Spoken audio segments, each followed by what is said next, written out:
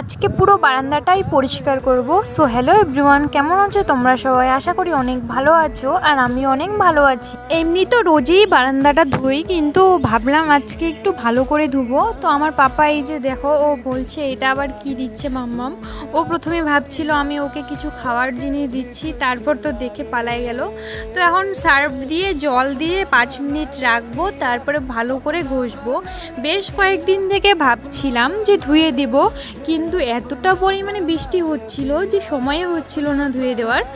আর তোমরা আমাকে দেখে হাসবে না, কারণ হচ্ছে যে বারান্দাটা এতটা পরিমাণে পিছলা হয়ে গেছিলো যে আমি দাঁড়ায় পরিষ্কার করতে পারছি না, তার জন্য বসে বসে পরিষ্কার করছিলাম। সো ফাইনালি পরিষ্কার হয়ে গেছে। এখন পুরো বারান্দাটাকে জল দিয়ে ভালো করে ধুয়ে দিব। আর ধোয়ার সাথে সাথে এদিকে আবার বৃষ্টিও চলে আসছিলো। সো ভাবলাম যেহেতু আমি এখন চান করব, তো বৃষ্টির জলে একটু চান করে নেই। আমার খুব ইচ্ছে ছিল বৃষ্টির জলে চান করার।